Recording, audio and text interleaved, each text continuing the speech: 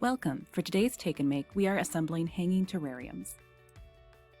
Included in your kits are terrarium, stones, activated charcoal, soil, twine, and a plant.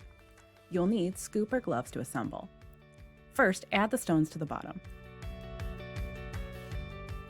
Next, sprinkle the activated charcoal, about 1 tablespoon in your kit. Then, add the soil.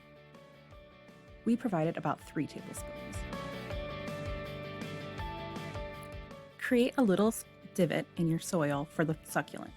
Remove it from the pot and gently massage most of the soil out of the roots. Gently insert and plant into that hole you created.